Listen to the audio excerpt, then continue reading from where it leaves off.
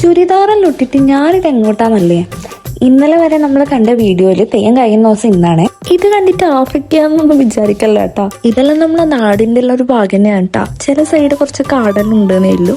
റോഡിലെ വളഞ്ഞു പോകേണ്ടതെന്ന് വിചാരിച്ചിട്ട് നമ്മളൊരു ഷോർട്ട് കട്ട് പിടിച്ചിട്ടാ. ഇതിലെ കൂടി പോയിട്ടുണ്ടെങ്കിൽ കുറച്ചും കൂടി വേഗം നമുക്ക് അമ്പലത്തിലെത്താൻ വേണ്ടി പറ്റും. അപ്പോൾ ഇതാണ് ഞാൻ 10th വരെ പഠിച്ചിരുന്ന സ്കൂളിൽ കേട്ടോ. സ്കൂളിൻ്റെ അടുത്ത് തന്നെയാണ് നമ്മളിപ്പോൾ പോകുന്ന അമ്പലം കേട്ടോ. അന്നേരം പണ്ടെല്ലാം നമ്മൾ പഠിക്കുന്ന സമയത്ത് തെയ്യം ഉണ്ടാവുമ്പോൾ നമ്മൾ എന്നാ ചെയ്യലെന്ന് അറിയാം. ക്ലാസ്സിലൊന്നും ഇരിക്കാനേ കൂട്ടാക്കലില്ല. ഭയങ്കര ത്വരയായിരിക്കും തെയ്യം കാണാൻ പോകാൻ വേണ്ടിയിട്ട്. അപ്പം എങ്ങനെയല്ലോ ഉച്ച വരെ ഒന്നും ഇരിക്കും. ഇപ്പോൾ ക്ലാസ്സിലൊന്നും ശ്രദ്ധിക്കൊന്നും ചെയ്യില്ല. അത് കഴിഞ്ഞിട്ട് പിന്നെ നമ്മൾ നേരെ ഓടലും എടുത്തേക്ക് വാഷ്റൂമിലേക്കായിരിക്കും. എന്തിനാന്നറിയോ, നമ്മളെല്ലാവരെയും കയ്യിൽ ഓരോരോ പൊതി ഉണ്ടാവും കേട്ടോ. പൊതിന്ന് വെച്ചിട്ടുണ്ടെങ്കിൽ എന്തിൻ്റെയാ, വേറെ ഒന്നുമല്ല, എന്തെങ്കിലും പൗഡർ ആയിരിക്കും കേട്ടോ. ഒന്നുകിൽ കുട്ടിക്കൂറ അല്ലെങ്കിൽ പോൺസ്, ഇങ്ങനെ വെറൈറ്റി പൗഡേഴ്സ് ഓരോരാളെ കയ്യിലുണ്ടാവും. ആ ഒരു ടൈമിൽ നമ്മൾ വലിയ രീതിയിൽ മേക്കപ്പ് എന്ന് പറഞ്ഞിട്ടൊന്നും ചെയ്യില്ല. ഇതാണ് നമ്മൾ മേക്കപ്പ്. ഒരു പൗഡർ ഇടുക, പിന്നെ എന്തെങ്കിലും ഐലൈനർ അങ്ങനെ എന്തെങ്കിലും സെറ്റ് ചെയ്ത് വെക്കാം. ഇത് മതി. ഇത് രണ്ടും ആയ പിന്നെ സെറ്റ്.